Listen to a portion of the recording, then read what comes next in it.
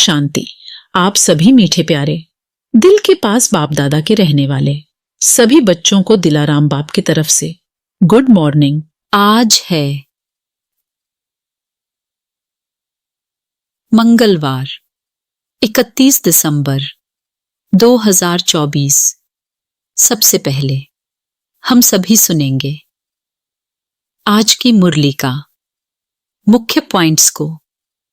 आज बाप दादा बहुत प्यार से कहते हैं, मीठे बच्चे, तीव्र पुरुषार्थी बनने की चाहना हो तो जहां चाह है वहां राह मिल जाएगी, क्योंकि चाहत अधूरी हो सकती है पर खत्म कभी नहीं होती। आज बाप दादा हम मीठे बच्चे को बहुत प्यार से समझाते हैं। मीठे बच्चे जैसे बाप को रहम दिल, मर्सीफुल कहते हैं, ऐसे आप बच्चे भी मास्टर रहम दिल हो। जो रहम दिल हैं वही कल्याण कर सकते हैं। अकल्याण करने वाले को भी क्षमा कर सकते हैं। वह मास्टर खेह के सागर होते हैं। उनके पास स्नेह के बिना और कुछ है ही नहीं। वर्तमान समय संपत्ति से भी ज्यादा स्नेह की आवश्यकता है। इसलिए मास्टर दाता बन सबको स्नेह देते चलो। कोई भी खाली हाथ न जाइए। और बाबा कहते हैं, कोई भी उल्टी सुल्टी बातें करे तो सुना अनसुना कर देना है। हियर नो ईविल, दुख सुख मान अपमान सब कुछ सहन करना है। बाप जो सुनाते हैं उसे कभी सुना अनसुना कर बाप का डिसरिगार्ड नहीं करना है। माया की चोट से बचने के लिए अशरीरी रहने का अभ्यास जरूर करना है। अब सुनेंगे आज की मुरली को विस्तार से। आज की मुरली का सार है। आज बाप दादा बहुत प्यार से कहते हैं, मीठे बच्चे, बाप जो रोज रोज पढ़ाते हैं, यह पढ़ाई कभी मिस नहीं करनी है। इस पढ़ाई से ही अंदर का संशय दूर होता है। आज भगवान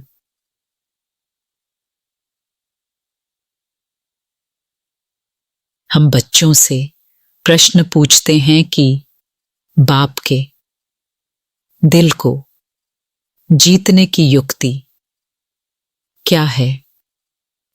आज हम बच्चे भगवान का प्रश्न का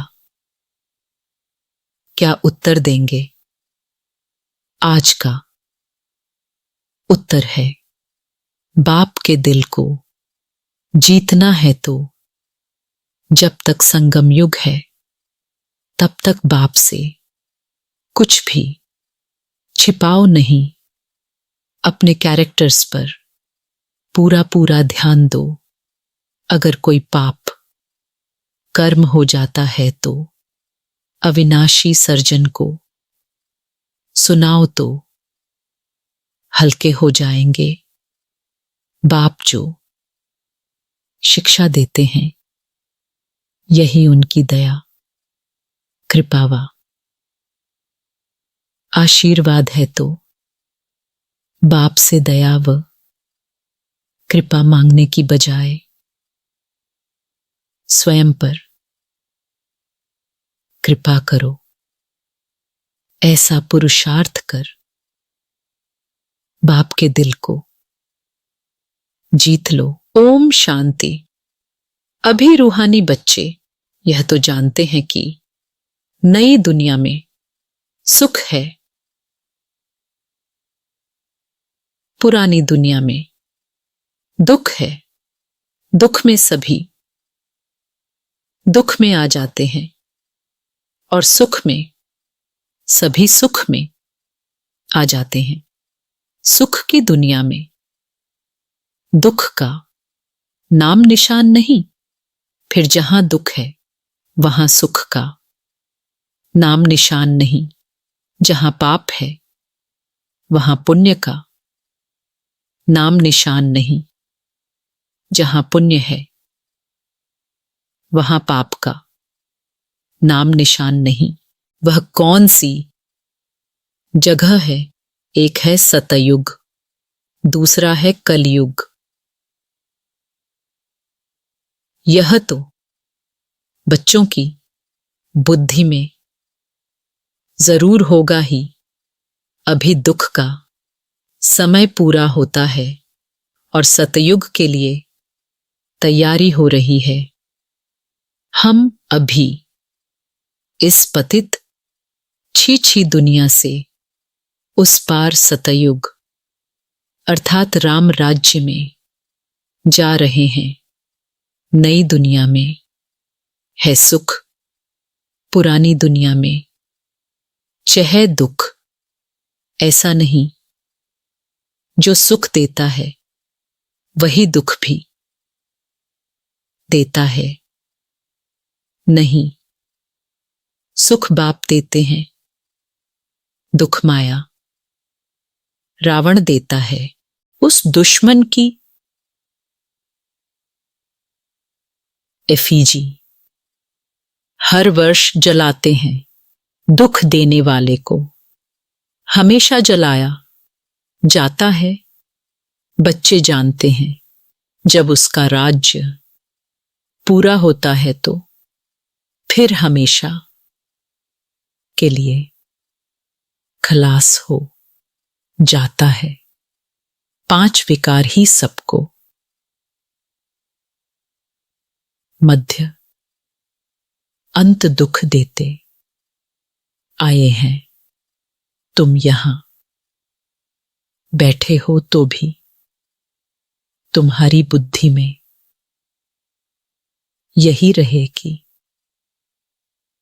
हम बाबा के पास जाएं। रावण को तो तुम बाप नहीं कहेंगे।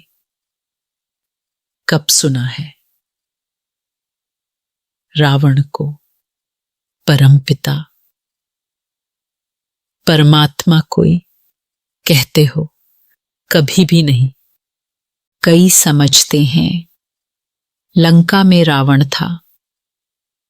बाप कहते हैं यह सारी दुनिया ही लंका है। कहते हैं वास्को डी गामा ने चक्र लगाया स्टीमर व बोट के द्वारा।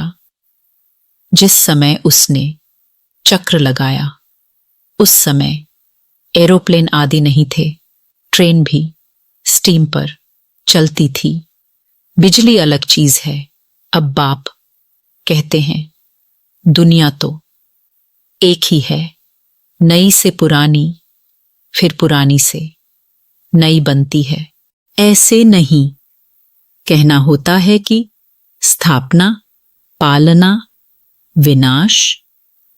नहीं, पहले स्थापना, फिर विनाश, बाद में पालना। यह राइट अक्षर हैं।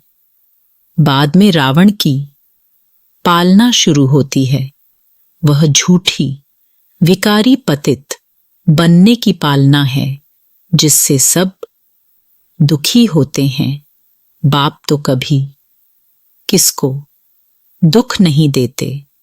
यहां तो तमो प्रधान बनने के कारण बाप को ही सर्वव्यापी कह देते हैं। देखो क्या बन पड़े हैं। यह तो तुम बच्चों को चलते फिरते बुद्धि में रहना चाहिए। है तो बहुत सहज सिर्फ अल्फ की बात है। मुसलमान लोग भी कहते हैं, उठकर अल्लाह को याद करो। खुद भी सवेरे उठते हैं, वह कहते हैं, अल्लाह व खुदा को याद करो। तुम कहेगे, बाप को याद करो। बाबा अक्षर बहुत मीठा है। अल्लाह कहने से वर्षा याद नहीं आएगा। बाबा कहने से वर्षा याद आ जाता है। मुसलमान लोग बाप नहीं कहते हैं, वह फिर अल्लाह मियाँ कहते हैं।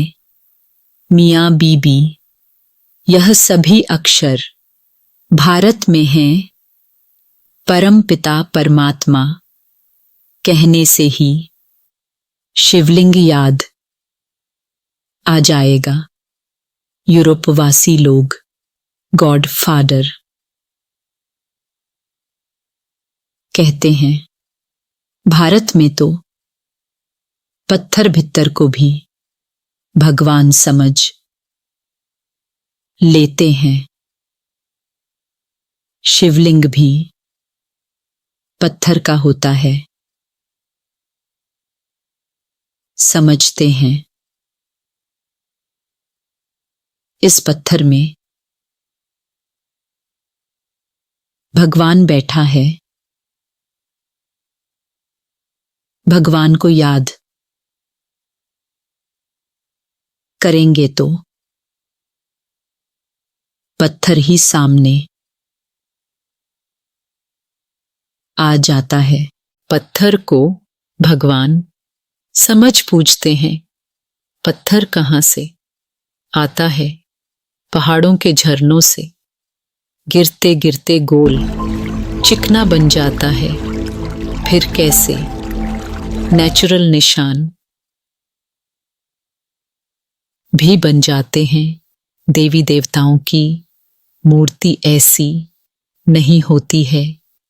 पत्थर काट काट कर कान मुंह नाक आंख आदि आदि कितना सुंदर बनाते हैं। खर्चा बहुत करते हैं। शिव बाबा की मूर्ति पर कोई खर्चे आदि की बात नहीं। अभी तुम बच्चे समझते हो हम, सो देवी देवता चैतन्य में खुद बन रहे हैं। चैतन्य में होंगे तब पूजा आदि नहीं होगी। जब पत्थर बुद्धि बनते हैं तब पत्थर की पूजा करते हैं। चैतन्य हैं तो पूज्य हैं, फिर पुजारी बन जाते हैं। वहां न कोई पुजारी होते, न ही कोई पत्थर की मूर्ति होती। दरकार ही नहीं। जो चैतन्य थे उनकी निशानी यादगार के लिए पत्थरों की रखते हैं। अभी इन देवताओं की कहानी का तुमको मालूम पड़ गया है कि इन देवताओं की जीवन कहानी क्या थी? फिर से वही रिपीट होती है। आगे यह ज्ञान चक्षु नहीं था तो जैसे पत्थर बुद्धि थे। अभी बाप द्वारा जो ज्ञान मिला है, ज्ञान एक ही है, परंतु उठाने वाले नंबरवार हैं। तुम्हारी रुद्र माला भी इस धारणा के अनुसार ही बनती है। एक है रुद्रमाला, दूसरी है रूंड माला। एक है ब्रदर्स की, दूसरी है ब्रदर्स और सिस्टर्स की। यह तो बुद्धि में आता है। हम आत्माएं बहुत छोटी छोटी बिंदी मुआफिक हैं, गायन भी है भ्रिकुटी के बीच। चमकता है अजब सितारा, अभी तुम समझते हो हम आत्मा चैतन्य हैं, एक छोटे सितारे मिसल हैं।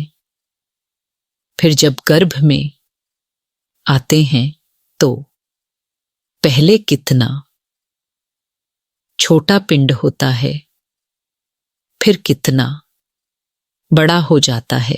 वही आत्मा अपने शरीर द्वारा अविनाशी पाठ बजाती रहती है। इस शरीर को ही फिर सब याद करने लग पड़ते हैं। यह शरीर ही अच्छा बुरा होने के कारण सबको आकर्षित करता है। सतयुग में ऐसे नहीं कहेंगे कि आत्म अभिमानी बनो, अपने को आत्मा समझो। यह ज्ञान तुम्हें अभी ही मिलता है, क्योंकि तुम जानते हो अभी आत्मा पतित बन पड़ी है।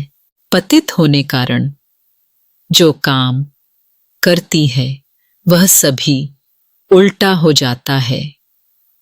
बाप सुलता काम कराते, माया उल्टा काम कराती है। सबसे उल्टा काम है बाप को सर्वव्यापी कहना। आत्मा जो पाठ बजाती है वह अविनाशी है, उनको जलाया नहीं जाता। उनकी तो पूजा होती है, शरीर को जलाया जाता है। आत्मा जब शरीर छोड़ती तो शरीर को जलाते हैं। आत्मा दूसरे शरीर में प्रवेश कर जाती है। आत्मा बिगर शरीर 2-4 दिन भी नहीं रख सकते हैं। कई तो फिर शरीर में दवाइयां आदि लगाकर रख भी लेते हैं, परंतु फायदा क्या? क्रिश्चियन का एक सेंट जेवियर है, कहते हैं उसका शरीर अभी भी रखा हुआ है। उनका भी जैसे मंदिर बना हुआ है, किसको दिखाते नहीं हैं, सिर्फ उनके पांव दिखाते हैं। कहते हैं कोई पांव छू लेता है तो बीमार नहीं होता। पांव छूने से बीमारी से हल्के हो जाते हैं तो समझते हैं उनकी कृपा। बाप कहते हैं भावना का भाड़ा मिल जाता है। निश्चय बुद्धि होने से कुछ फायदा होता है, बाकी ऐसे हो तो ढेर के ढेर वहां जाएं, मेला लग जाए। बाप भी यहां आए हैं, फिर भी इतना ढेर नहीं होते। ढेर होने की जगह भी नहीं है। जब ढेर होने का समय आता है तो विनाश हो जाता है। यह भी ड्रामा बना हुआ है, इसका आदि व अंत नहीं है। हाँ, झाड़ की जड़ी भूत अवस्था होती है, अर्थात तमो प्रधान बन जाता है, तब यह झाड़ चेंज होता है। कितना यह बेहद का बड़ा झाड़ है। पहले वह आएंगे जिनको पहले नंबर में जाना है, नंबरवार आएंगे ना। सभी सूर्यवंशी तो इकट्ठे नहीं आएंगे, चंद्रवंशी भी। सभी इकट्ठे नहीं आते, नंबरवार माला अनुसार ही आएंगे। पाटधारी सभी इकट्ठे कैसे आएंगे? खेल ही बिगड़ जाए। यह खेल बड़ा एक्यूरेट बना हुआ है, इसमें कोई चेंज हो नहीं सकती। मीठे मीठे बच्चे जब यहां बैठते हो तो बुद्धि में यही याद रहना चाहिए, और सत्संगों में तो और बातें बुद्धि में आती हैं। यह तो एक ही पढ़ाई है जिससे तुम्हारी कमाई होती है। उन शास्त्रों आदि को पढ़ने से कमाई नहीं होती। हाँ, कुछ न कुछ गुण अच्छे होते हैं। ग्रंथ पढ़ने बैठते हैं तो ऐसे नहीं सभी निर्विकारी होते हैं। बाप कहते हैं इस दुनिया में सभी भ्रष्टाचार से पैदा होते हैं। तुम बच्चों से कई पूछते हैं वहां जन्म कैसे होगा? बोलो, वहां तो 5 विकार ही नहीं, योग बल से बच्चे पैदा होते हैं। पहले ही साक्षात्कार होता है कि बच्चा आने वाला है। वहां विकार की बात नहीं। यहां तो बच्चों को भी माया गिरा देती है। कोई कोई तो बाप को आकर सुनाते भी हैं। सुनाएंगे नहीं तो 100 गुना दंड पड़ जाएगा। बाप तो सभी बच्चों को कहते हैं कि कोई भी पाप कर्म हो जाता है तो बाप को झट बताना चाहिए। बाप अविनाशी वैद्य है। सर्जन को सुनाने से तुम हल्के हो जाएंगे। जब तक संगम युग है तब तक बाप से कुछ छिपाना नहीं है। कोई छिपाते हैं तो बाप के दिल को जीत नहीं सकते। सारा मदार पुरुषार्थ पर है। स्कूल में आएंगे ही नहीं तो कैरेक्टर कैसे सुधरेंगे? इस समय सबके कैरेक्टर्स खराब हैं। विकार ही पहले नंबर का खराब कैरेक्टर्स है। इसलिए बाप कहते हैं बच्चों, काम विकार तुम्हारा महाशत्रु है। आगे भी यह गीता का ज्ञान सुना था तो यह सभी बातें समझ में नहीं आती थी। अब बाप डायरेक्ट गीता सुनाते हैं।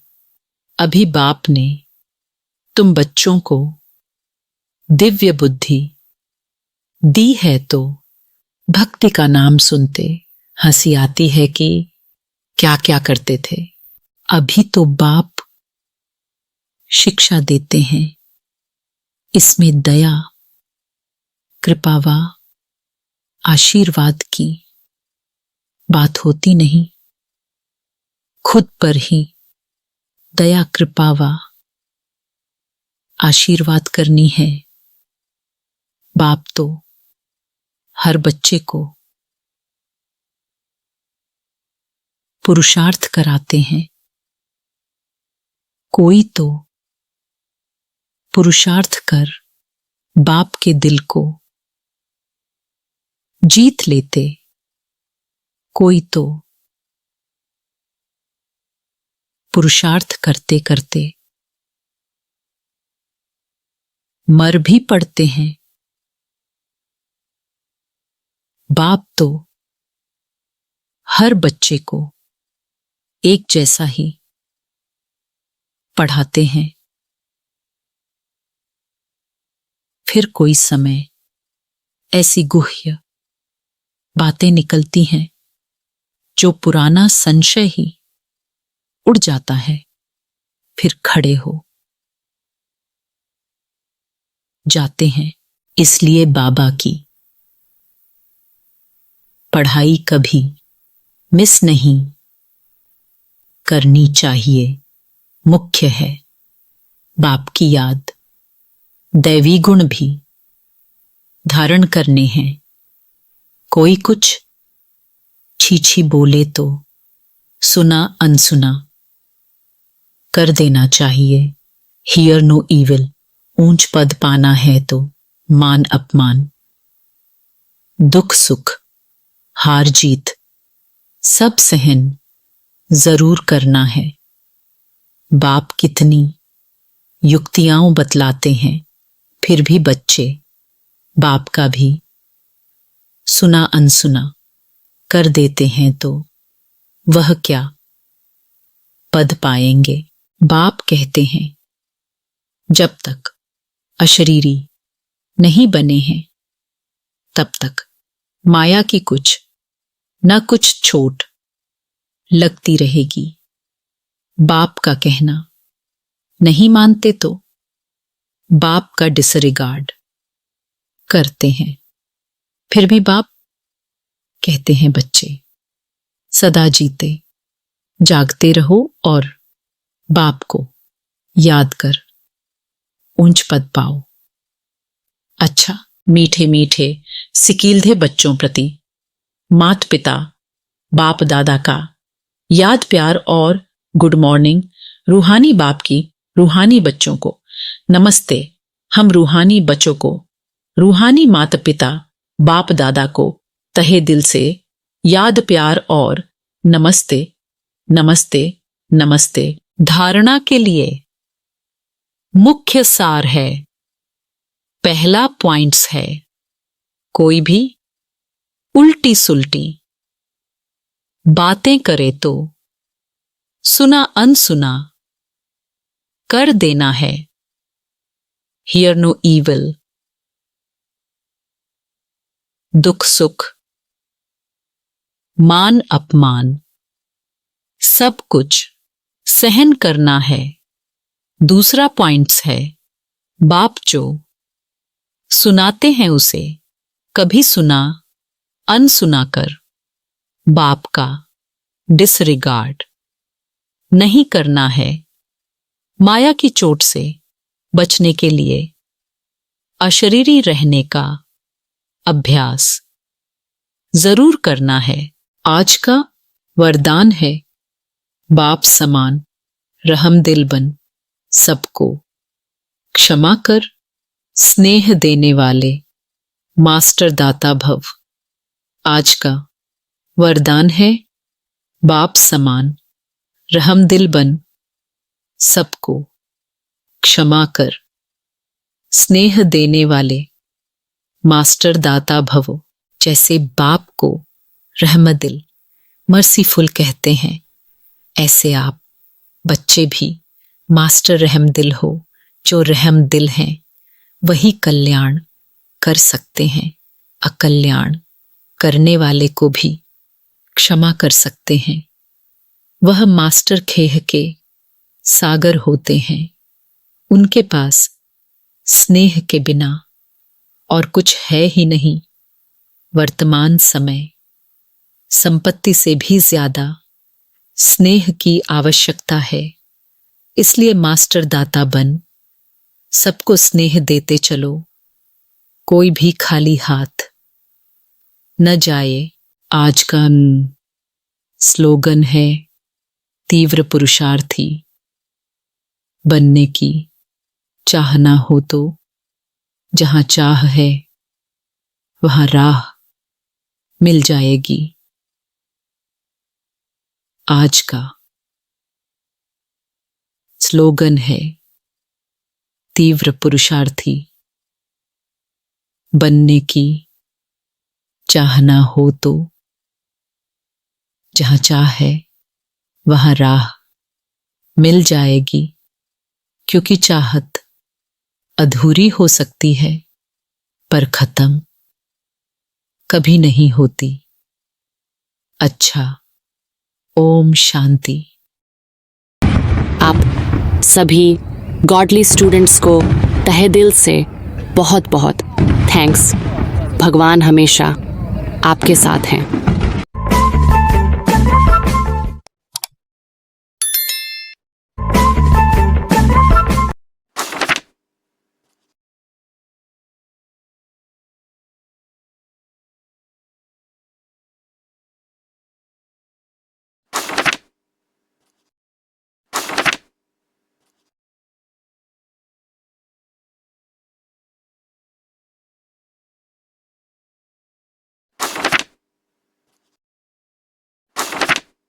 मैं शांत स्वरूप आत्मा हूं व मेरा स्वधर्म शांति है। अच्छा, ओम शांति।